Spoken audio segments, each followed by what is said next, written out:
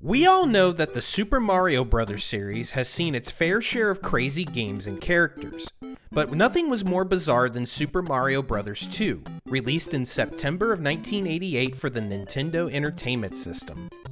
The original Super Mario Bros. Had been released just 3 years earlier and revolutionized video gaming forever.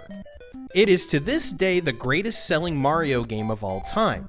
To follow up what at the time was the greatest game ever made, Nintendo rushed to release Super Mario Bros. 2, known here as The Lost Levels, the very next year in Japan, a game that would not come out to America for 8 more years. So why did Nintendo not release Super Mario Bros. In America after the huge success of the original Super Mario Bros.? Well, that's because Nintendo thought we were too stupid to play the game. Well, maybe it is stupid, but it's also dumb.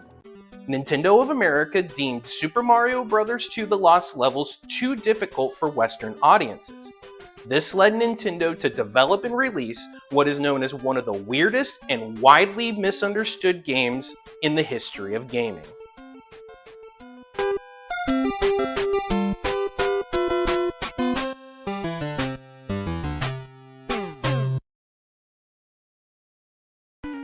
In 1987, Mario creator Shigeru Miyamoto was working on a Super Mario-like tech demo using vertical scrolling mechanics instead of side-scrolling. As the project went on, Miyamoto suggested that they include side-scrolling mechanics to make it more like Mario. Meanwhile, Fuji Media was in the planning stages of a large-scale expo to begin in 1987 called Yumi Kojo. The expo would be a 6-week celebration of technology of the future. To help promote the expo, Nintendo entered into a licensing agreement with Fuji Television. Development began turning that tech demo they'd been working on into a game with Yumi Kojo mascots that would be called Yumi Kojo Doki Doki Panic. This Arabian-style platformer starred the mascots Imogene, Lena, Mama, and Papa as the 4 playable characters trying to save Imogene's little brother and sister Pokey and Peaky from a storybook.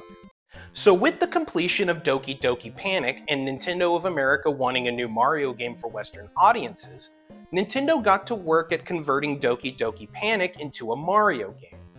Aside from converting the 4 playable Doki Doki Panic characters into the 4 Mario characters, and adding a few other Mario stalwarts such as mushrooms and turtle shells, the game was left mostly intact from its original. Meanwhile, back in the United States, Nintendo of America employees Howard Phillips and Gail Tilden created the Nintendo Fun Club along with a quarterly newsletter beginning in January of 1987. At the time, most kids got news of Nintendo games via the Sears catalog or ads inserted into other purchased games. With the newsletter, it was a way to connect directly with the Nintendo fan to give news on new and upcoming NES games. After 7 issues, Phillips and Tilden wanted to expand the outreach to the Nintendo community, and thus, Nintendo Power magazine was born. And what better way to launch a brand new Nintendo magazine in America than putting the next great Mario adventure on the cover? The first issue of Nintendo Power, sent to every member of the Nintendo fan club and on newsstands, would print 3.6 million copies featuring Super Mario Bros. 2 on the cover. The feature showed America the new game's characters and their strengths and weaknesses, making strategizing character use important. Mario was the all-around character, doing nothing great but had no weaknesses. Luigi was the highest jumper by far, but slower and had less strength. Toad was the fastest and the strongest, but the weakest jumper of the 4. And lastly was Princess Toadstool, who had a jump with a long hover, but was the slowest and the weakest of the 4 characters. The issue also introduced brand new enemies, such as Shy Guys, Cobrats, Sniffits, Pidgeots, and that bastard Phanto.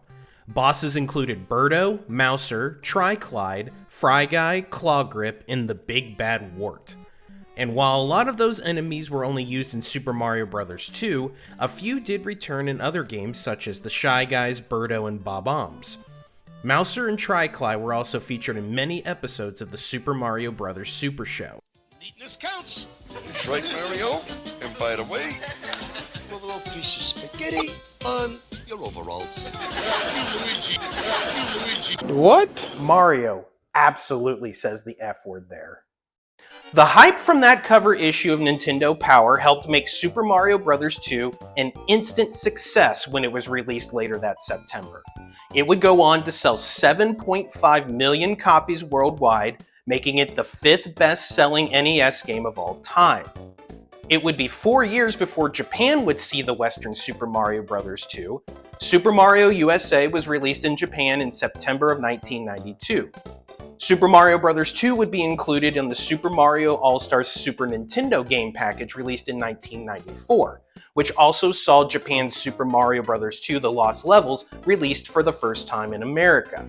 Super Mario Bros. 2 is not only one of the greatest and best-selling Mario games of all time, but one of the great oddities in gaming's long history.